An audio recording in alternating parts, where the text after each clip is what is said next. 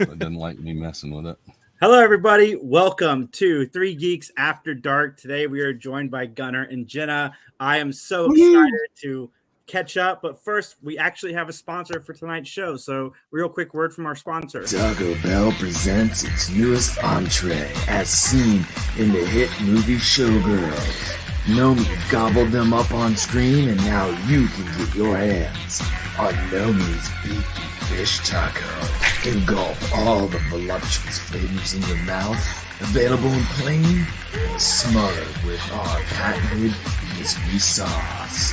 So go to Taco Bell and get Naomi's beefy fish taco. Available at all locations. Only after midnight. I had to look. John had to dig that clip up because we haven't played it in years. So how you guys you play it like every other month. No, man.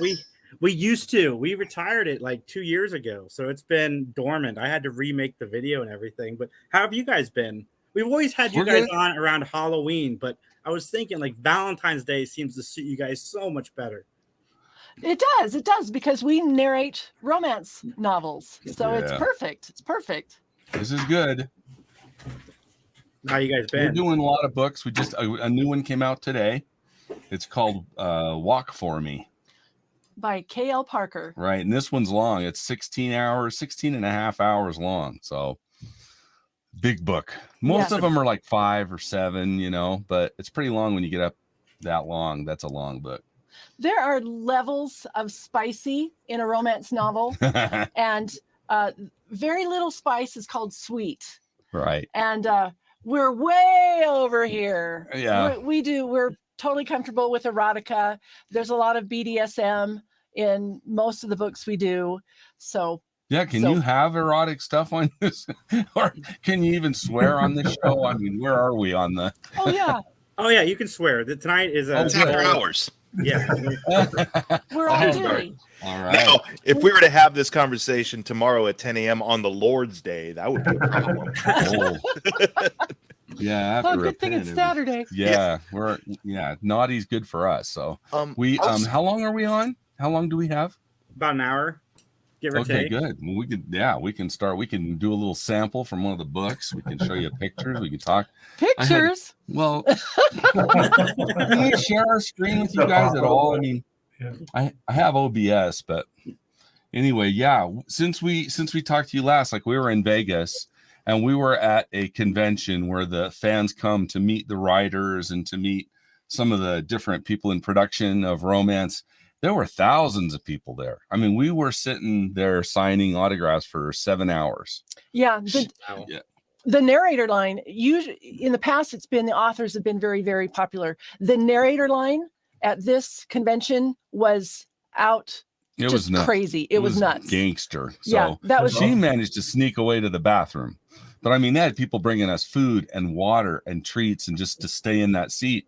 Just right in the saddle, meeting all the fans for just hours. It was amazing. It's interesting how the. Go ahead. Sorry, do you get asked to do like specific voices from fans by any chance? A little bit. Yeah, there's a guy for one of. What? So do they ask you like, can you moan for us real quick, like you did in this book? That'd be you. I get to moan all the time. Yeah. And sometimes I'll edit my own stuff and I'll go back and go, oh, that sounded so stupid.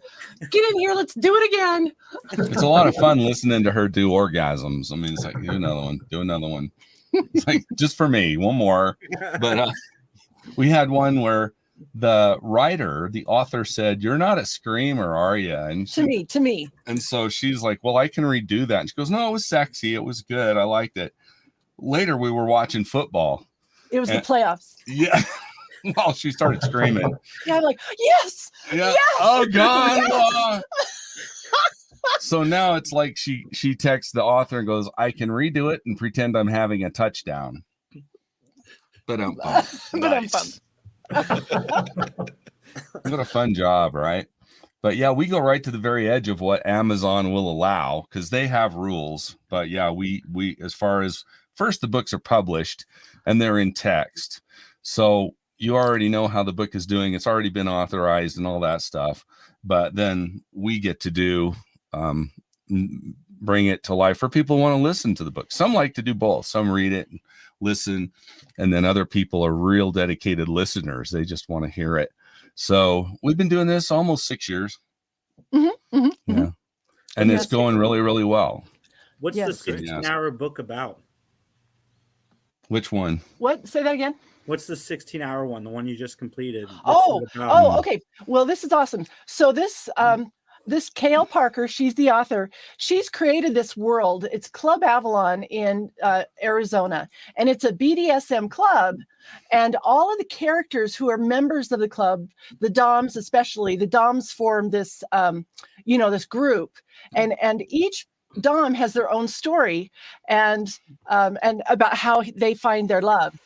And this particular one was Atticus's story, and Atticus is the big. He's just the biggest, strongest, most protector kind of a guy there is. He's actually a daddy dom. There's different kind of dominance. There's sadists, and then there's like a daddy dom wants. Sometimes they'll want the female or the sub to call them daddy. Yeah. So they parent you. They're the boss of you, and yeah. I'm glad you clarified that, because that was going to be my question: is what's a daddy dom? Right. That's a kind of kink which was uncomfortable for me at first, because I'm a real dad in real life, and the whole idea of her calling me daddy was like, I'm not into that as a kink. There are people who really, really are. Right. So right. So this is Atticus's story, and I'm not even going to tell you who the love interest is, because I don't want to ruin it, because when we started the story, I was like, that's his love interest? No way. So it's awesome. I'm in a new tab. I got to find this picture. Do you ever have that moment in the rehearsal or in the reading of the text originally where you kind of like you're as surprised as someone who would be casually like following along or listening to the book, being like, oh wait, what? Wait, oh, take that back again. What? Yeah. Yeah. I'm gonna try to show you this here. Here's the cover. Wow. She's holding a teddy bear. I don't know. Is my camera working? Yeah, we can see it. It looks good. It's good now. Let me see. It's very hot. Okay. Yeah. The book's called, jeez, Walk For Me. Tastefully and she's done, holding a teddy bear. So there. Yeah, Walk For Me. The girl needs to be rescued. So I'll spoil this much of it. The first chapter, this guy's a mountain. Atticus is his name. Atticus is a monstrously muscular, big person, and he runs a security company. He's very wealthy, and he's pissed. So he breaks into this where they're keeping her as a nursing home. He finds out they're not caring for her very well. So, I mean, this guy bashes indoors. Humans go flying. It's literally like, I'm going to rescue the shit out of this girl. You know? And she's so pathetic. He gets her, and then it's like, he gives her a teddy bear, and he's got the money and the time and the commitment to save her. But she's a grown woman. Right. And so she starts to feel feelings for daddy. Yeah, she starts to feel feelings. Feelings of a very romantic nature. Yeah. So if you're, sometimes they set these up so well. And this one, I really thought the first chapter was really a masterpiece from the point of view establishing who the fuck everybody is. Right. This is who you are. This is who Atticus is. And this is how it's going to go down. And then you get to have that thrill of discovery. Yeah. She's a woman, but she has been she's naive. She's still very, very childlike. So there you go. And it's already doing pretty well. This is the fourth in a series. Oh, she was mentioned. Yeah, there's different things. Dance For Me, Talk For Me, Cry For Me, and this one's called Walk. Walk For Me. Yeah. I was about to say, are there recurring characters then? Yeah. A lot of the same names. Yeah. Because I think last time we spoke, I think we were talking about this character, or at least the similar type of character, and kind of a similar, and like that was part of a series. So that's what I was wondering. Yeah. It's like, it sounds like a continuation. Yeah, we've done a lot for another author. Her name's Samantha A. Cole. She does a lot of BDSM also.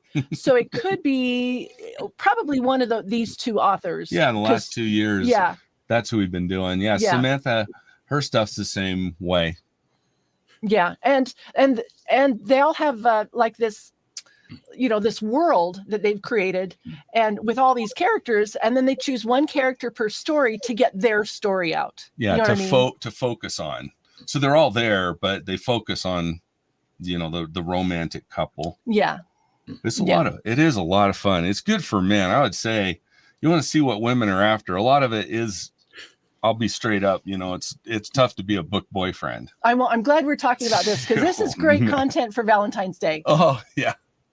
Because women have so many expectations, and romance placates to those expectations, Yeah. But there's the real world, they're unapologetic. You say, I can play these are very wonderful fans. If there's anything I could say about romance fans without, sounding like I'm sucking up, you can dick with them, you can joke around, you can fuck with them and say, come on, man, this guy is loaded. All he cares about, he's violently faithful to one woman. Right. That's and he's very buff common. as hell, and he's the best lover ever. And they're like, yeah, so what's your point?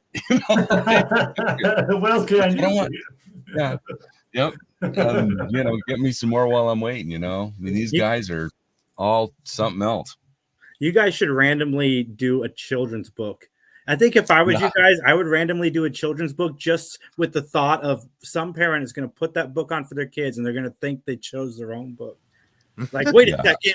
That would be fun. It's expanding the portfolio a little bit. Yeah. Yes. I would do it as a troll. Yeah, some parent that listens to you guys puts it on and is like, wait a second, no. Well, we've been doing it long enough that we're back in Vegas, but someone said, she goes, I've heard your voice. She heard me talking, said, I've heard your voice. I've listened to your books. And I said, good girl. Well, first I said, that makes me super horny. And she was laughing. And then I said, good girl. And she went, well, now I'm horny. And that's what I mean by they're really playful and funny about all of this. Oh, yeah. And it's a very accepting group. Right. Very, it's mostly women, but they seem to be very, very supportive of each other. Pretty much. Yeah. It's a good group. That's really great. It's not the cattiness you might get if you were like I don't know, I guess to me, the opposite of this would be like a cosmetics convention or a fashion convention. I think people would be really catty, but the romance authors support each other. The fans support the authors. Everybody, when you're in Vegas, we all go to Fremont Street or we all go to the signings and the different events, and everyone's very just wonderful to each other. Mm-hmm. Yeah. I need water. Just to say a Philadelphia accent for water, it's water. Yeah, this next book I'm doing. So if any of you from Philly, you can give me some pointers. From Philly, go say water. Go get some water. Yeah, we have coaches that help us, and I have like my Irish coach is a nurse at the hospital here, a lady, but I'll call her. And I am hell bad at Irish, but if I have a few lines of Irish, I have to call her because I get it. I turn into a pirate. Either that or I can do a total caricature. I can be like, you're magically delicious, like a cartoon, but it's not realistic, So we have coaches for this stuff. Yeah, your kids are older, right? If I remember correctly, they are. Okay, so yes. has any of your kids' friends found your book? Your that's a good question, because I know it took a while for our kids, especially our middle son, who's 28 now. It totally freaked him out what we were doing, a couple years back when we were first starting. All right. And he was living us. They've all lived with us at times while we've been into this, and I've had to wait till they all get out of the house so I can do a love scene, a sex scene, not just a love scene. Yeah, because it's kind of weird. But now they're all adults, and out of the house, so it's not quite so weird. Yep. That's a good question. To follow up with that, you mentioned say love scenes, sex scenes, and so forth. And you mentioned that this particular book is 16 hours long now. What is like a work day or a work week like for that? How do you kind of divvy up okay, well, today maybe we should focus on the sex scene stuff, or is it like just going chapter by chapter? Generally, we go chapter by chapter. And generally mornings are best for our voices. They're more relaxed. So we'll do all of our recording in the mornings. Yeah, I've got a buddy, Tim Page is a good friend of ours. He's a narrator as well. Yeah, he does. Yeah, he does. If you've ever heard The More You Know weekdays, Saturdays at 10 a.m. on ABC, that's Tim for a long time. Tim did that. He says his voice is better in the afternoon. I feel really good tonight. Yeah. But yeah, I'm feeling great. But a lot of times we're going to go do a sex scene real quick. The sex scenes are really fun to do. Once you've done a bunch, you got to just do them. And a banker once told me all the money, just feel it's paper. After a while, it's hundreds, it's 20s, but you're just counting. It's not, oh my God, this is money and I have my hands in cash. It starts to be just paper. And so for a narrator, I would imagine after a while, we get calloused. Maybe a better example would be, even though it's fun to talk about the sex, would be real emotional stuff, because we both get real emotional. So a lot of these books are terrific in that, I don't know what it is. Women want to bawl their eyes out. I don't know. Right? They want to. They'll write a review of a book. This tore out my heart and stomped on it. I love it so much. It's like, okay, they want to feel shitty or cry a lot. So they'll write something that's real touching. Like there was a dedication to our soldiers. Yeah. Yeah. She had to do it. I was like, ha, ha, ha.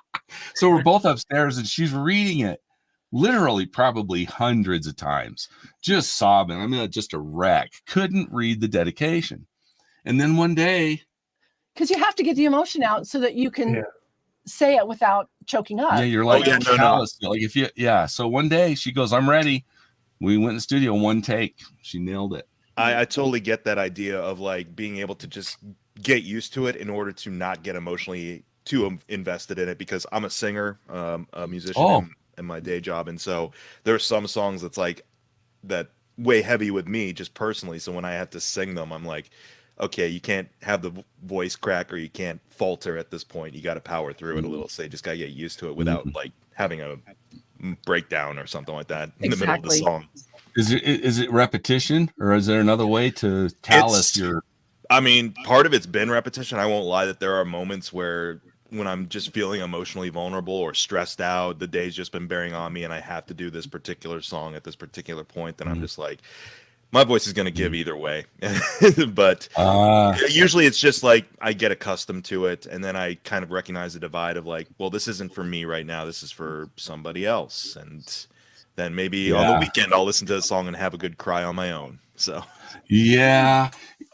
people have said if I've got to do something, one of the biggest thing is repetition. Like if you read a book and then you read a different book and then the third book, fourth, fifth, 10th, the more you do it, you're like, which one was your best? It's my next one, because you keep improving so fast. And with that in mind, you think, well, I won't sound natural in my delivery, but that's not true. Practice is the illusion. When we see really wonderful performers, some of these guys are comedians. Bill Burr, he just seems like he's freestyling to me. A lot of the best comedians look like they're freestyling, but they've probably rehearsed. Yeah. And that just guarantees all the quality of delivery, especially punchlines. Well, I want to get into some embarrassing things or Valentine's Day stories for all of us, but I do. John sent over some stuff because he's sick tonight. He might have some COVID. I did not agree to share embarrassing Valentine's stuff. Sorry, we got this. So there's a story that John sent me from BuzzFeed. So my long distance internet boyfriend of several years surprised me with a visit to my college dorm on February 13th. It was the first time we met in person. We spent the day kissing and cuddling until I invited him to spend the night. Then he told me that he was actually just stopping through Illinois on his way to New York, where he was moving to live with his girlfriend. Solid. All Yeah, we have some damage to do. I hope she at least got dinner. No kidding. Well, I'm curious about a couple of things. It's like then she wasn't in the know that he actually had a girlfriend, clear, because they're, you know, speaking from experience, there have been open discussions, let's say, in my life about, like, you know, there's our relationship, then there's this other relationship, and so forth. So yeah, I'm taking this as she did not know. She did not know at all. Yeah, that sucks. That does suck. That sucks. Does anybody have any like? I know one, but embarrassing Valentine's stories? yeah, I know. A friend of mine told me she went to Disneyland, Tokyo, with a friend, and then he goes, "Well, I really wanted to come here with a different girlfriend, and then I feel bad about that. What should I do?" And he goes, "I just don't even want to go." And I said, "What'd you do?" She said, "I went, fuck it, I'm going to Disneyland." She left him. She went to Tokyo Disney and left him at the hotel. And I'm like, well, that's a weird one, but I'm proud of, you know, that kind of stand up, right? Yeah. Take care of yourself.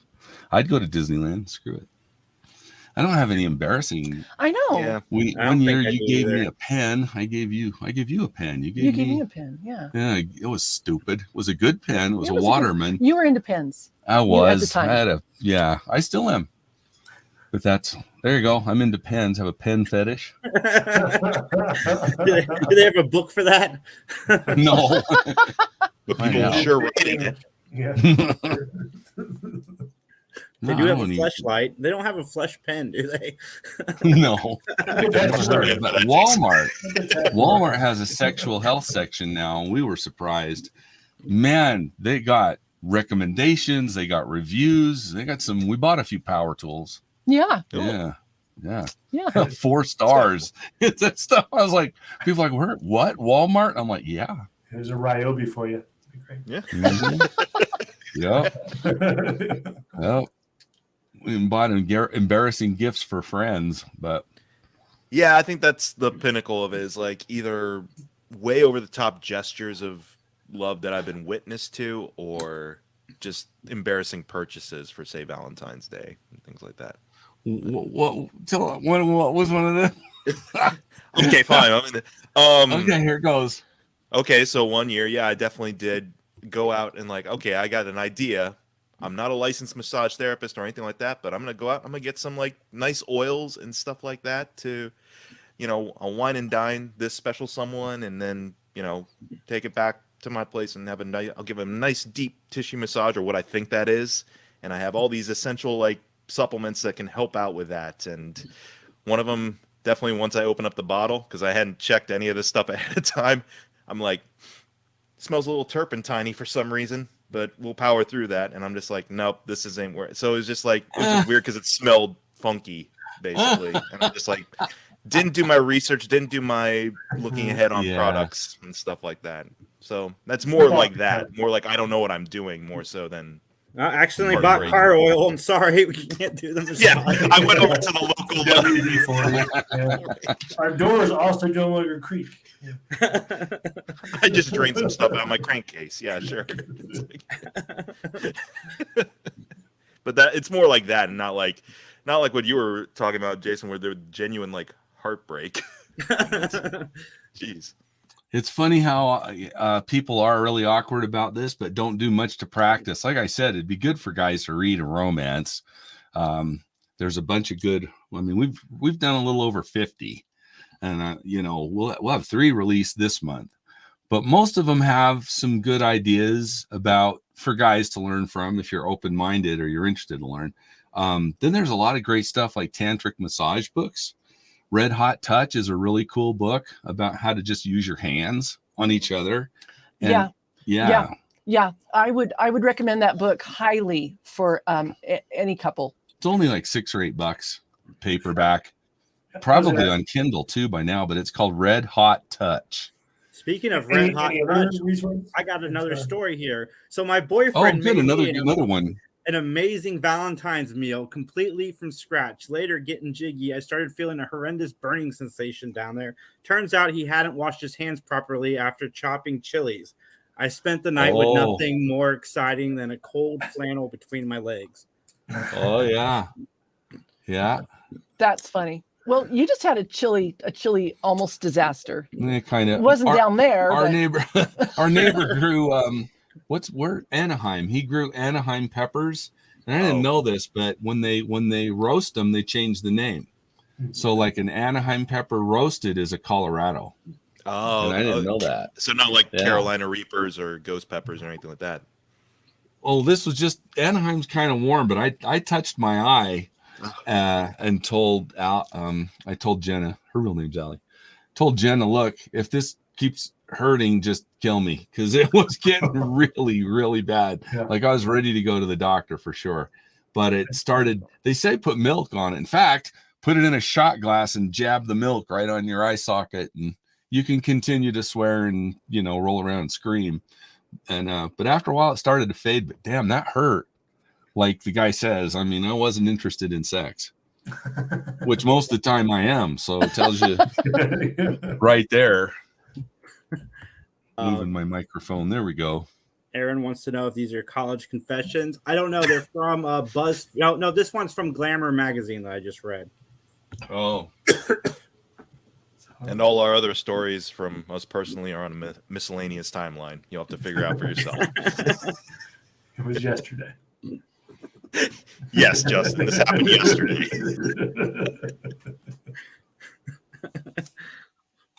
I don't know that I have any embarrassing Valentine's Day stories. I can't think of any.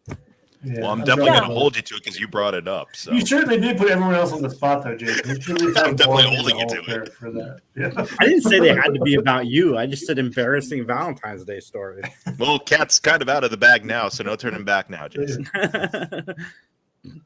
To kind of circle back to kind of the Irish accent, things like that, but are there times when you have multiple characters with different accents in the same book that you're reading, and like, is it hard to jump back and forth? Is that a kind of a hard thing to do?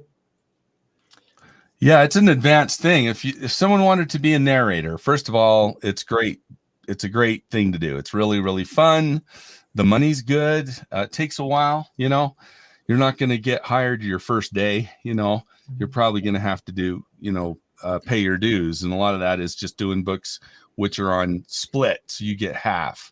So when a book sells, the author gets some money and you get some money. And then some goes to iTunes or Spotify or Audible, whoever, Amazon. So at first it's a lot of reading just to read books that are offered on a split. They call it a royalty share. And we have a lot of those that we did early on. The first year or two, we did a lot of those. And then later you get into cash, and there's other stuff too. So these first books, I'd recommend a person do like, what is there? There's like recipes or attitude or sports or fitness. And there's all these books, you know, diet books. There's no accents or anything or characters. It's just you reading that book. And that's pretty straightforward. When you get a book with a lot of characters, you know, especially some books are very, they're very detailed. Like the characters each have, like Big Bang Theory, you got Sheldon, who's different from Leonard, who's different from Penny and Amy. So all these characters, sometimes you have to get with the author and not just get like, oh yeah, he's from Philly or he's from, you know, Jersey, or he sounds like rock, you know, you might marry me too much, you know, or is this someone he's a Dallas cowboy? Or maybe this guy's like, you know, Antonio Banderas, you know, he's a little bit smooth and he's a little bit Hispanic, you know. And so you've got accent, but then you got to know what kind of character are they? Mean or vindictive? Or remember Shelby from Samantha Cole's?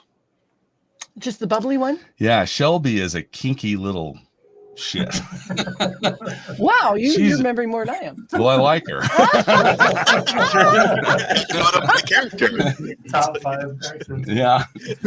Shelby's really built and she's real bubbly and she's like, oh boy, I'm so excited. I'm going to go get spanked now. Woo. And then she goes, no. So one night they have an emergency and the ambulance shows up. The ambulance driver comes in, sees Shelby, and she's in like her fetish gear and high heel pumps. One of the Doms said, I think this ambulance guy is going to faint. That's right. Yeah, because he had to come into the BDSM club to save somebody. Yeah, I do remember that. That was clever writing too, man. You know, when worlds collide, you get they call him vanilla, you know, when some ordinary guy off the street, he's vanilla, comes slamming into a fetish party, right? And there's all these different fetishes and he's just not seen that before. Now, don't want to inadvertently spoil the story, but does vanilla eventually mix in with the other flavors in that story? No. In this case, no. Darn it. No. Yeah. It's funny how many people might want to dip their toe if they knew how many adventures in sex there really are out there, and how many people have these fantasies. We did a book where these two men wanted to marry one girl, and so many women fans were saying, I want to be that girl. Mm-hmm. You know, they want to be. Yeah. In their fantasy, you bet. Mm-hmm. Two hunky men, gorgeous men, wealthy, hunky, gorgeous men, only wanting her. I mean, that sounds like a win-win for the girl. Thruple's definitely a thing. So it's like, not a problem I've ever had. Yeah. We'll find a wealthy man for sure. There you have it. Yeah. Man, Justin, you were just on fire with the retorts. Yeah, that's right. Wow. So there are some characters you could just slip into at any time. And like I was mentioning, if there's an Irish guy shows up, especially depending on what he says, because very often they're not saying something, like I said, there's a caricature of Irish, which is like the leprechaun on Lucky Charms, green clovers, this stuff. That's not really how they sound. And then I had to say, this guy had an Irish accent, and he said, my wife wants me to tell you, this is at a wedding. My wife wants me to tell you that I'm going to kick your fucking ass if you hurt her. And I had no clue how an Irish guy would say it. So my Irish, she's from Larne, just north of Dublin. And she said, it's hurt her. It's like one word, so I'm going to kick your fucking ass if you hurt her, like that. But I didn't know. So I had no idea. It's more of a challenge to try and keep it like grounded in some kind of reality than to just go immedately for a stereotype or something like that. Exactly. Oh, yeah. Excellent point. Yeah. Yeah. And your fans will tell you, we have a listening group they're proofers, they're experienced listeners, they're avid listeners, and they get their hands on all of our stuff first. So before it's ever put in production, they get to hear it and they get to comment, and whether it's any obvious mistakes, like if we left in a cough or a double or something. So, and then they get to tell us, hey, that didn't sound authentic to me, or like that character usually sounds. Do people orgasm in accents? Yeah. Oh yeah. Yeah, that's you got a good question. Oh yeah. Yeah, you got to keep it in character. You can't have a Mexican accent with an Irish guy. It's got to be. Well, there's a meme about an English dude. Oh my. Oh, I'm arriving. I'm arriving. Almost. It's still like prim and proper even at that point. It's just like, oh dear. Oh my. Or hillbillies. Hot damn, here it comes. Oh, jeez. Like that. You broke my. Yeah. Cut that for a short, Justin. So you kind of touched on it a little bit, but like, how do you find that voice, regardless of accent? But like, how do you Atticus, or whoever? Like, how do you say okay, this is going to be the voice for this guy, the whole book or girl, right? It doesn't matter. Yeah. Sometimes we'll pick like an actor to that's just representational of that character. So it's easy to because you had a book where you were a mayor, and the mayor is a lady mayor, and she reminded us of Helen Mirren. Right. Do some of that. Even the author was like, Lillian, her name's Lillian, and I want Lillian to sound just like Helen Mirren, and she's in the middle of Alaska. What in the world did you really did, yeah. So, and then Worlds Collide, there was a lady from like Brooklyn, Sierra. Yeah. Sierra was my first. It was my first. No. The question was, why aren't there? It's Halloween. It's like, why aren't there any pumpkins? It was my first. I needed to brush up. It was on our first disaster in Alaska. Ryan and I had carved some pumpkins for the neighbors to admire, and there's this enormous noise. And we looked out the window, and there was this huge hungry moose. Chomp, chomp, He ate all her pumpkins. So you had Sarah in the same scenes a lot of time with the mayor. That's right. So when you do have group scenes, you got Lillian talking to Sarah, talking to, blah, blah, blah. And then we've got the male characters going blah, blah, blah. It does. Those take a lot of energy. It kind of takes a lot out of you because you're pulling this character and this character, know. Yeah. And it's fun for us working together because this is our studio. And when she's talking, I'm tracking the script so I can see if she's word for word. She's listening when I'm at, because you got a lot on your mind, there's mic technique, and then there's volume, and then, acting, and then enunciating and diction. And there's all sorts of stuff to do with your mouth. You wouldn't believe. Oh my God. We're really busy. Yeah. Yeah. Oral awareness.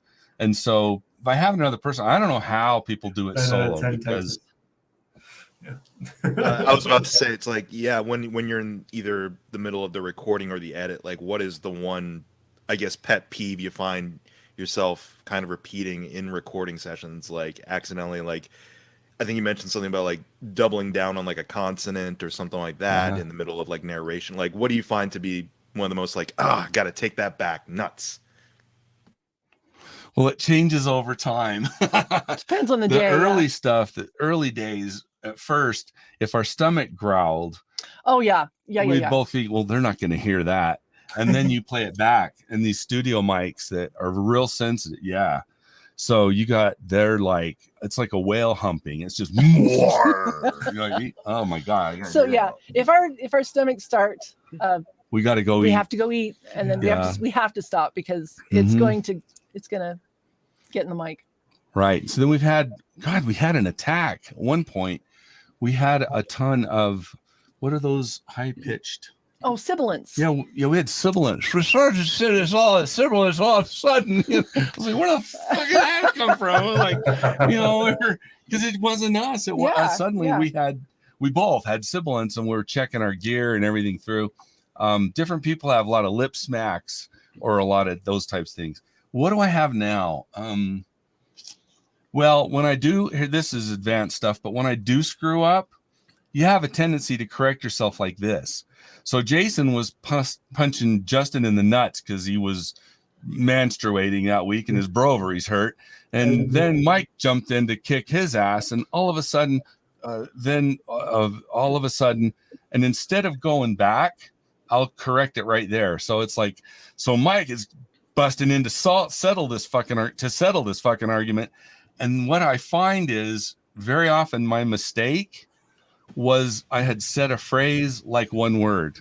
Yeah. So Jason busted in and said, Justin, did you eat? And then I'll correct it and go, Justin, did you eat? And I can't marry them together. I just think you can still salvage it. Like you can save it somehow, but you're like, nope, can't. Yeah. So you just have to, when you're in a sentence and you blow out, and this is really funny. We convert words a lot because you read a little bit ahead of where your mouth is. I don't know how to describe that, but you're reading. And Jenna had a phrase that was, he snorted and then he chuckled. But she read, he snorkeled. Snortled. He snortled. He snortled. So it's like, ain't even a word. But you have to go back to the beginning of the sentence. It's really weird, but it's true that when you think you can pick up from where you screwed up, in a long sentence, you could back up to like the last comma. But really, that is my most common thing that I'll end up having to re-perform a sentence because I corrected my error, but the correction won't fit up against the rest of the first part. It just doesn't fit. And that's weird.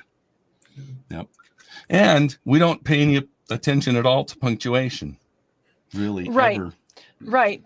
It's how it sounds being spoken. Mm-hmm. Yeah. Sometimes we'll race right over a comma. Other times we put a pause where we feel it. Yeah. So that one was pretty weird because at first you think, well, I'm going to follow the exact punctuation of the author. And that kind of sounds like Alexa's reading it. I am happy to be your reader today. Sounds unnatural. You have to read like in conversation. Yeah. And that means other than periods, which end a sentence.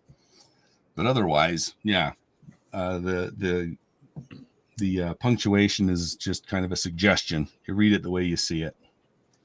Sure. And it's a fun job. Look, did I say that already? Oh yeah. It sounds like you do get a lot of like creative liberty with regards to it at times. And yes. Yeah. I was actually curious. You mentioned like being able to kind of be versatile and to, have basically like a stock full of different voices or characters that you can pretty much call upon. I was curious, do people come to you just now, having done this for so long? Do they come immediately to you as being like, you're my go-tos about this? Or do you still like have to send out like reels and things like that? Well, we don't have to audition anymore. Yeah, no. I was about to say. Yeah. So. Yeah. And in fact, it's been wonderful. We've had fans contact an author and say, please look into these guys because I would love to hear your book with their voices. I was about to ask, is there like fan demand for like, let's have Gunner and Jenna like do this story? Yeah. Yes. So yeah. And there's different approaches. There's a big name in the business, Sebastian York. They call him Sebyo. No one knows what he looks like even. He's done probably hundreds of books. He's done a lot. Really popular. No one's even seen him. I managed to find a picture, but no comment there. He wants to be theater of the mind, and he's totally not that way. We go to the conventions, and so we're very social. Mm-hmm. So we want to meet the people. We'll go to the after parties. We go and go to the meals, and even traveling, go touring, and just hang out with the authors and the fans. So we're a different approach, but we like that. So you can be who you are and be in the business. Mm-hmm. Yeah, there's as many different ways. And then, there's a guy I know who can do female. Joel can do a lady. I've had friends tell me they've checked that it's like really just him. He can do ladies' voices so well that he can narrate the dude and the lady both. Mm-hmm. But I can't. No, well, he has a higher voice than you by quite a bit. So. Yeah. So that's but that's a talent. It is. A lot of great narrators, the people that, we don't know, but like a lot of the really great narrators have a whole hell of a lot of voices. Mm-hmm. Mel Blanc did dozens and dozens and dozens. He did the whole Warner Brothers cast, Oh my God. Can you imagine an erotic audiobook read by Mel Blanc? That'd be amazing. That's awesome. Yeah. That would be awesome. All of a sudden, Yosemite Sam comes in. What in tarnation? I know. Oh, you lily livered, lay on that bed right now. Yeah, he'd be a dom. He'd be a dominant, that's for sure. I'm not your daddy though. Yeah, that's funny. My God, he did narrate an NFL Follies. It was my favorite NFL Follies. Was he narrated the bloopers, and it was the year that the Jets won the Super Bowl. They beat the Baltimore Colts. Oh, wow. Yeah. Good job. Oh, it was freaking hilarious. Everybody was they were super they were kind of pissed off. It was like hilarious, man. So anyway, I love it. Hey, the late black asshole. It's the title of a new book. Okay, we gotta complete. Let's start over, Jason. Let's on the front. We can't hear you, Max. We can't hear you. Yeah. No sound yet. Nope. Still can't hear you. We are glad, happy to see you. You're saying you shouldn't be a narrator. The great American pastime. Lights are off. Here we are on the air with two audiobook professionals and one of our contributors. You can't even hear. This is the Halloween special. Now we're just seeing Max's eyes and the shit. Yeah, we can't hear him, so he shut off his lights. I don't even... Oh, man. We can't hear you. Okay, I'll turn on the lights. That's good. You can't see just lurking. This is the scariest part of the cast we've ever had. Just Max's eyeballs just floating in the air. I don't know. He's not doing a Jeffrey Tobin, is he? Oh God! I'm going to bed. That's when he turned off the lights because he can't see the reflection of the screen in his. Yeah, we could tell he was there though. We still knew. Hey, there Max, was a disruption in the force. I could feel it. Fun cameo, Max. Yeah, well, that's too good. So yeah, there you go. That ought to tell you. Everyone in the family is nuts, though. Our whole group, like I'll come home and my son will be reading well, this was years ago when we were first getting into this, but our older son was reading to our younger son, and he was reading Dr. Seuss, and he was doing in like a Russian accent, like red fish, one fish, two fish, I kill you. And my little guy's just hysterical in laughter. Like, I'm like, well, do you want dad to read it? He's like, no, get Rob. They don't want me anymore. But all of them are total. They do a lot of imitating other people, mostly celebrities. Sweet. Have any of them followed in, not maybe necessarily the same kind of vein or anything, but like in audio production or anything of that?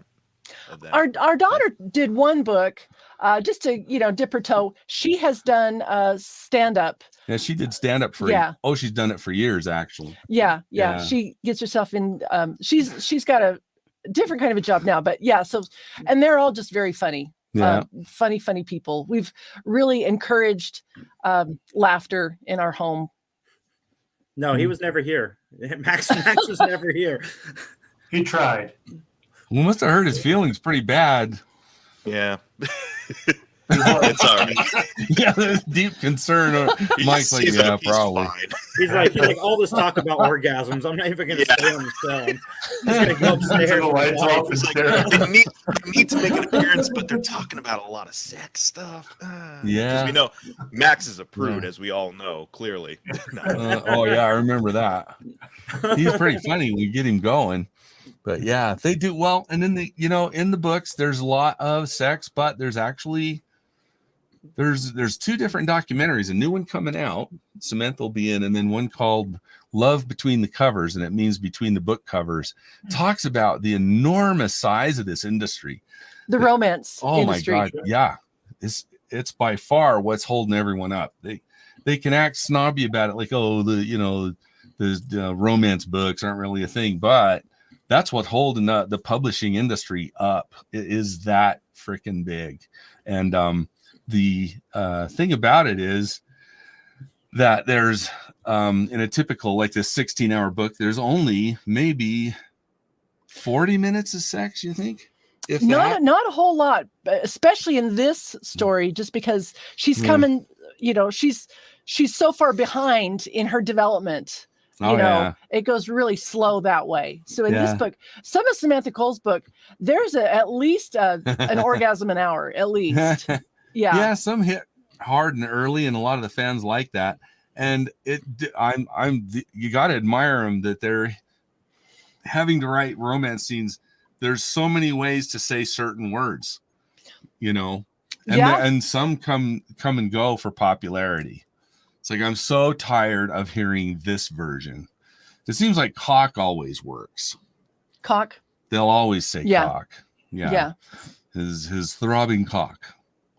One of my narrator buddies has a throbbing cock on his blooper reel. Guess that's an obvious one, though. His throbbing clock told the time. Hey, buddy. That's a common.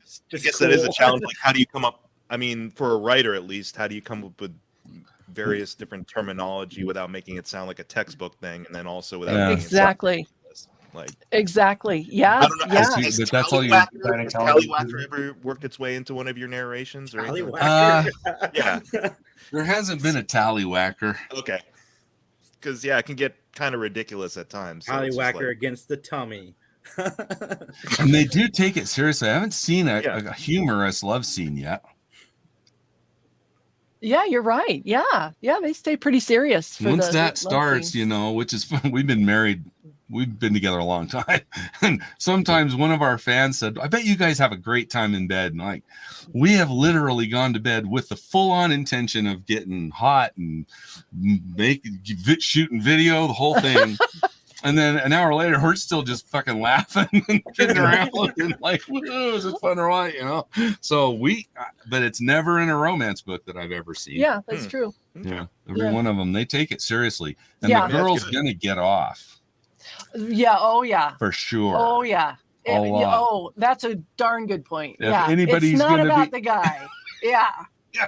If anybody's going to leave frustrated, it'll be the dude. Yeah. And he will willingly. Happily. He will willingly hold himself back so that he can please her over and over. Yes. Yeah, these guys are made of steel, man. Yeah. You guys are pretty open and honest. So my question is, have you read a scene that made you blush? Sure. Yeah. Yeah. Yes. Sometimes I'm surprised. That's all I'm going to say. Yeah, we have, man. Like he's not going to wonder what, it's interesting to me that we do a lot of stuff in our books that I just would never do. And so there's spanking, obviously, tying each other down, which I love. Then I don't have to answer the door or anything for a while. But like, they do a lot of like anal play, and they'll fuck around with the girl's butt, and a lot of them want to have anal sex. And so, if something's not that's not really our thing, and so neither is spanking much. Not they do some real spanking. They spank till they cry, sometimes like really it's cathartic. So and the author's always talking about the woman going into subspace because she's so deliriously, she's being abused just the right way. Yeah, it's all just exactly the amount they want. Subspace is where subs go. If you're a submissive, you want to be dominated, which can be fun. I mean, since we're very open, I like to pull a girl into me hard. I like to make her straddle me and kiss her neck and kind of hold her almost like you can't get away. And if it's the right girl, I'll be your girl. Yeah, that turns her on. She kind of likes that, and that's another thing. Like we did one scene that was consensual, non-consensual, or what they call dubious consent, or like I want to simulate a rape. Right.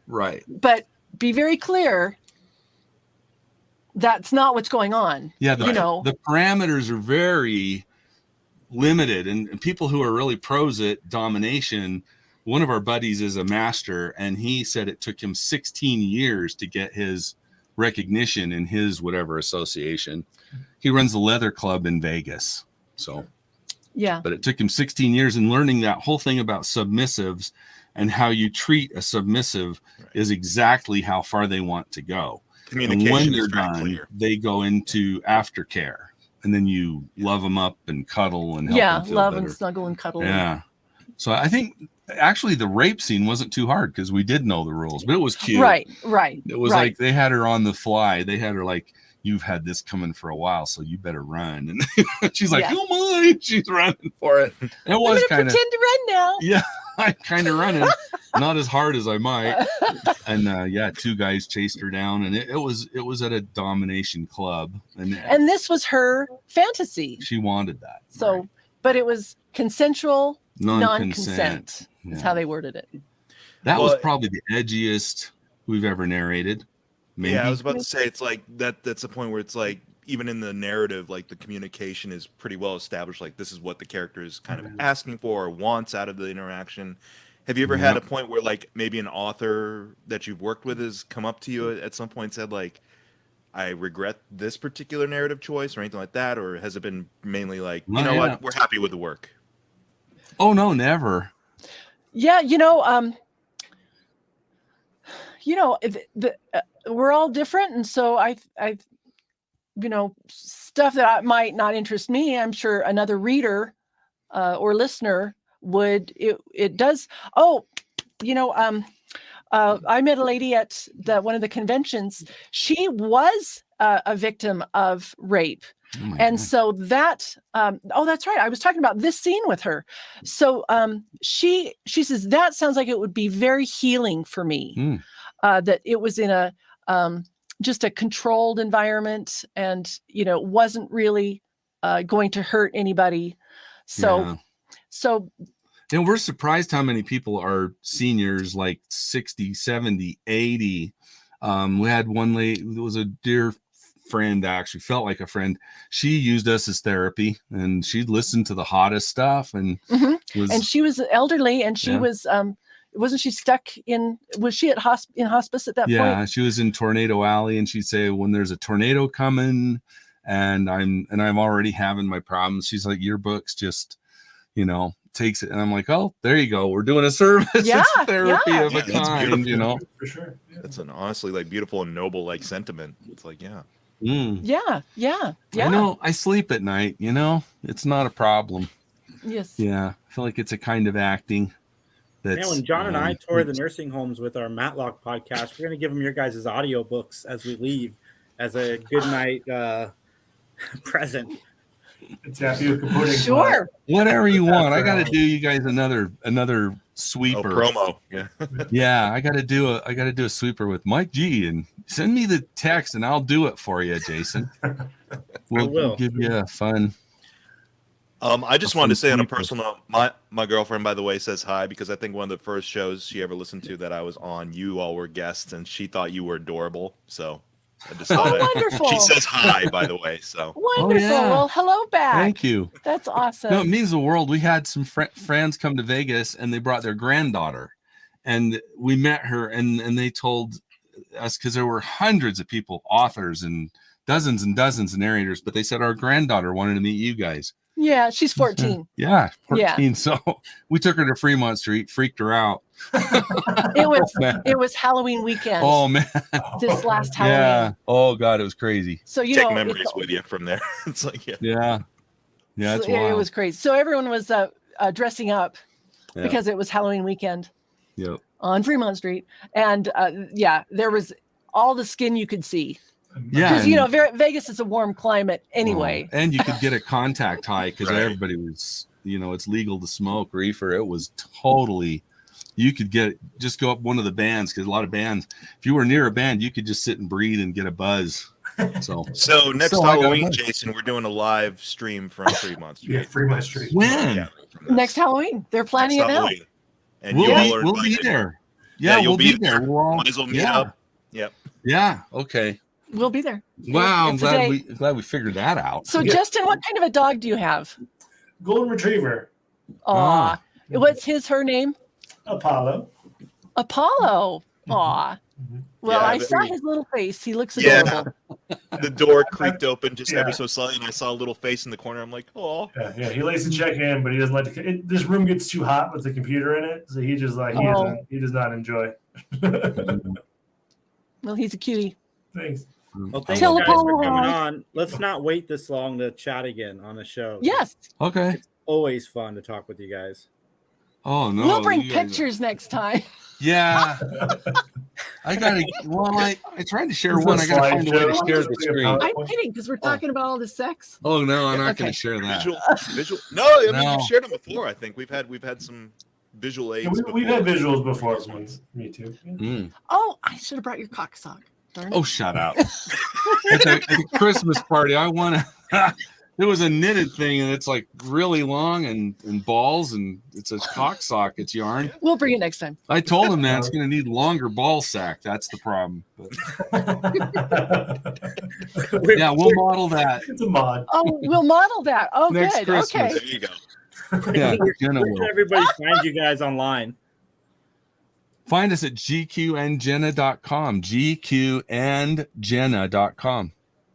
Nice. Yeah. Everybody out there, be safe. Have a great evening. And we'll see you guys tomorrow morning at 10 a.m. talking nerd stuff. Happy Be hungover, recycle your droids.